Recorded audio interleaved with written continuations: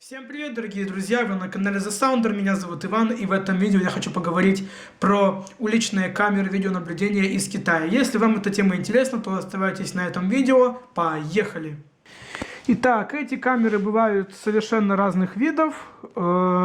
Расскажу маленькую предысторию. У меня у родственника частный сектор, и нужно поставить наблюдение. Было наблюдение на зону, где есть сельхозучасток, там где сарай и все остальное, и наблюдение еще поставить на калитку.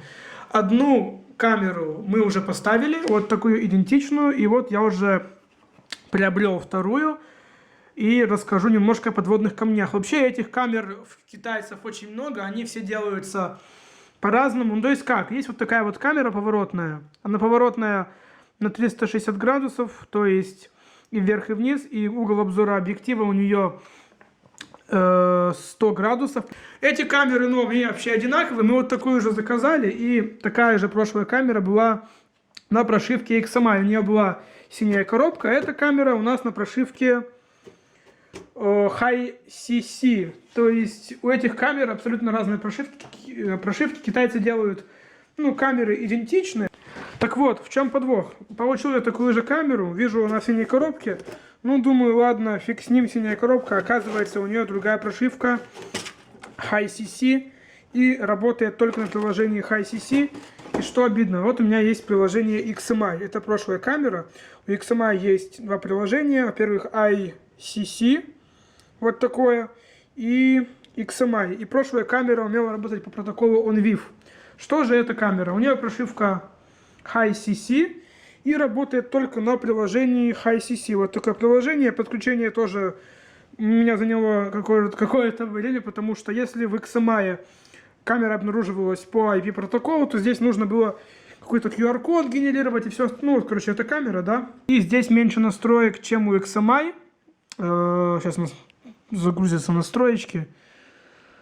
Вот, здесь меньше настроек, чем у XMI приложения, поэтому будьте осторожны, потому что если зайду в XMI, и там приложение, не знаю, намного проще. Пусть там и качество, конечно, похуже. Да, у XMI-ских облаков похуже качество, но подключение весьма простое. Вот я захожу на камеру, которая стоит на сельхозучастке. И вот, пожалуйста, у нас здесь все прекрасно видно. Кто куда идет, кто куда не идет. Да, и все функции показывают. То есть вот и ПТЗ есть управление, то есть поворот.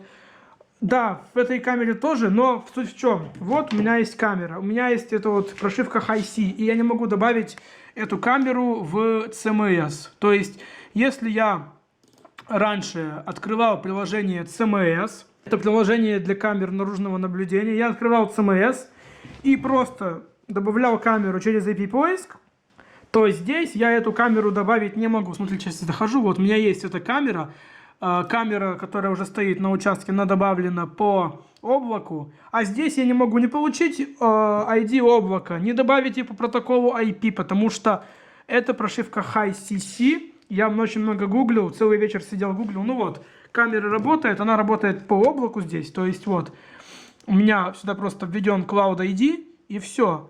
Но если я попытаюсь сюда добавить через IP эту вот камеру, то ничего у меня не получится, если даже попытаюсь через облако, потому что я не знаю облачного ID, там пишет какой-то идентификатор устройства, я его ввожу, и в CMS, и в VMS и не добавляется. Поэтому, наверное, правильное решение будет просто поставить эмулятор Android на ПК, что я, собственно, и сделал, и оно работает. Сейчас вам покажу, что оно работает. Закрываем CMS. Да, окей, в телефоне оно работает, но, камон, как мне смотреть ПК? Через эмулятор Android, да. Тут есть возможность вставить CD-карту, плюс есть возможность купить облако. Работает оно на амазоновском облаке, то есть Amazon Cloud. Можно купить тариф там на год, на месяц. Но лучше бы была прошивка XMI, и там не надо никаких заморочек, так напомнить позже. Наш эмулятор Android, это Nox Player. И давайте запустим тоже здесь iCC. И оно здесь тоже шикарно работает, сейчас вам покажу. То есть вот запускаю все это с домашнего Wi-Fi. Проверял через... Так, приложение не запущено, окей. Пробуем еще раз. Приложение у нас запускалось до этого. А теперь что-то у нас капризничает. Ну вот, запускается приложение в формате телефона. Сейчас мы его перевернем в горизонтальный режим. Ну вот, наша камера, как обычно, то есть все, она у нас работает. Сейчас у нас загружается. Вот. Пошел звук, и вот сейчас камера должна начать трекать объект, то есть меня, человека, но она это не делает, не знаю почему. Буду еще копаться в настройках. Ну вот, в принципе, она и работает у нас вот так вот, то есть я ее держу в руках сейчас, и у нас она работает. Ну вот она начала там с зелененькими линиями обозначать объект. Но видите, как все тормозит, это все мой Wi-Fi.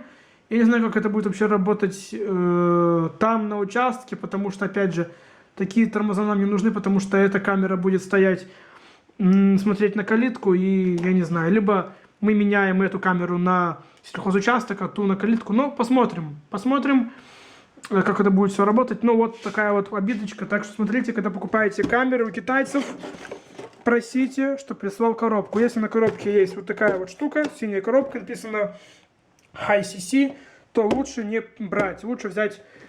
Я брал прошлую камеру, у нее была зеленая коробка, было написано ICC, и то есть ICC, да, пусть по качеству у них, по соединению не очень, но подключение к CMS, через веб-интерфейс, через видеорегистратор проще. Здесь заточено все на смартфон. То есть, видите, вот, не знаю, 5 кадров в секунду, если есть, то замечательно. Ну вот, как-то у нас так и работает эта вот камера. Включила свою подсветку замечательную, очень яркую, да. Вот так. А если вам понравилось или было полезно данное видео, то ставьте лайк, подписывайтесь, жмите колокольчик и берите камеры на прошивке XMI. Всем желаю удачи, хорошего качества видео и хороших соседей на вашем участке. Всем удачи и всем пока.